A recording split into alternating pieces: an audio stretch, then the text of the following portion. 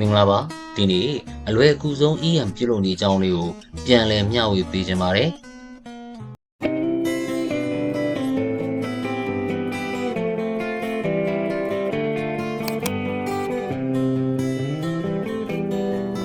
ဒီအကြောင်းအရာလေးမပြောခင်မှာ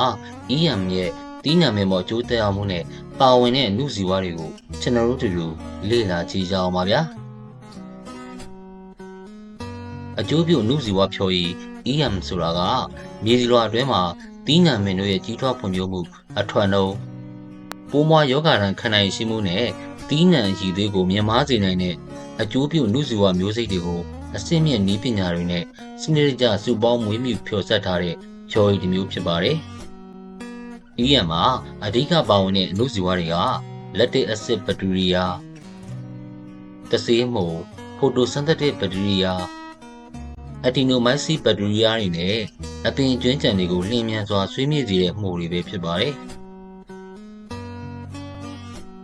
EM ကိုစိုက်ပျိုးမြေတွေထည့်သွင်းပေးပြီးတင့်တော်တဲ့အဆိုရက်ရရှိအောင်ဆောင်ရွက်ပေးနိုင်ရင် EM ထဲမှာရှိတဲ့အဏုဇီဝတွေကစိုက်ပျိုးမြေထဲမှာပွားများလာပြီးစောစောကပြောခဲ့တဲ့အလုပ်တွေကိုလှုပ်ဆောင်ပေးခြင်းဖြင့်တီးနှံကိုထွက်တိုးစေပါတယ်။ EM ကတက်ရှိဖြစ်တာကြောင့်ပွားများနိုင်ပြီးအနည်းငယ်ထည့်ုံနဲ့ရေရှည်ကျိုးကျေးဇူးကိုရရှိနိုင်ပါတယ်။ EM ကိုစိုက်ခင်းမြေကြီးထဲထည့်ပေးခြင်းတီးနှံမဲမော်ကိုဓာတ်ရိုက်ဖြန်းပေးခြင်းမြေသွေးပြုလုပ်ရမှာထည့်သွင်းသုံးပြုခြင်းဖြင့်တီးနှံတွေရဲ့ထွက်နှုန်းနဲ့ရည်သွေးကိုတိုးတက်ကောင်းမွန်စေပါတယ်။အချို့ယောဂနဲ့ပိုးမွှားကြမှုကိုလည်းကာကွယ်ပေးပါတယ်။ EM နဲ့မြေဩဇာမျိုးမျိုးပြုလုပ်နိုင်တဲ့ပြင်ပိုးသက်ဆေးယောဂသက်ဆေးတွေကိုလည်းပြုလုပ်နိုင်ပါတယ်။စစ်မှန်တဲ့ EM ရရှိဖို့ကအဆင့်တွေကများတာကတကြောင်ပြုလုပ်ရခက်ခဲနိုင်တာကတကြောင်ကြောင့်အရန်လဲလွယ်ကူကုန်ကျန်းပစ္စည်းလည်းပေါ်ပြီးအိမ်မှာအလွယ်တကူပြုလုပ်နိုင်တဲ့ဒေတာတွင် EM ပြုလုပ်နေအကြောင်းလေးကိုပြန်လည်မျှဝေပေးလိုက်ပါတယ်။ဒီနည်းလမ်းလေးကအိန္ဒိယတောင်သူတွေရှေးယခင်ကတည်းကအသုံးပြုခဲ့တဲ့နည်းလမ်းလေးကိုထပ်မံစမ်းသစ်ထားတယ်လို့ဆိုပါတယ်။ဆရာကြီးဦးသိန်းစုကတော့အစွမ်းထက်လွန်းလို့စွမ်းထက် EM ဆိုပြီးနာမည်ပေးထားပါတယ်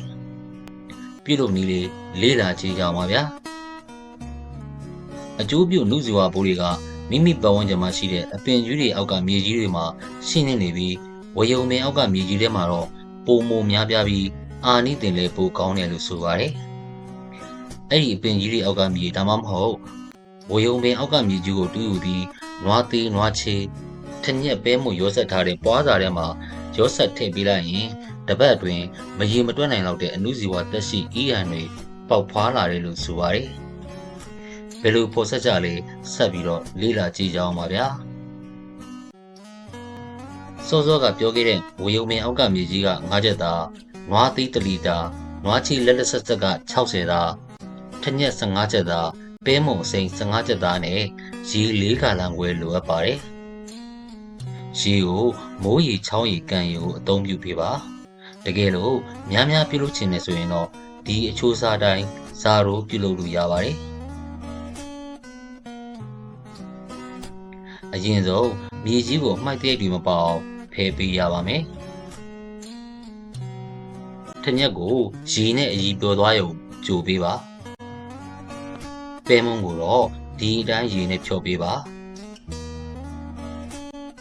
နွားချေးကိုလည်းရေအနှဲငယ်နဲ့ဖြော်ပေးပြီးအမိုက်ဖက်တွေပါလာရင်ဖယ်ပေးရပါမယ်။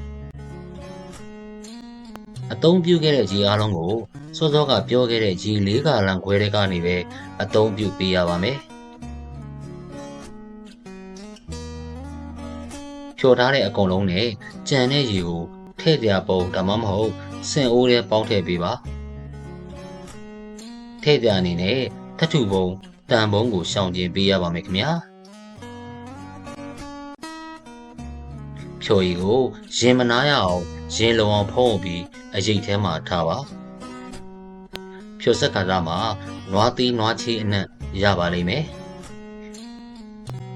ဖြော်ရည်ကိုတနည်းတစ်ချိန်မှုပေးရပါမယ်ဖြော်ပြီးနောက်နေ့တွေဆိုရင်အပေါ်ယံမျက်နှာပြင်မှာမှုမြင်ဖြူလေးတွေရှက်တန်းလာတာတွေ့ရပါလိမ့်မယ်နောက်ရက်များမှာမှုမြင်တွေရောအခြားဖက်တွေပါမျက်နှာပြင်ပေါ်တက်လာပါလိမ့်မယ်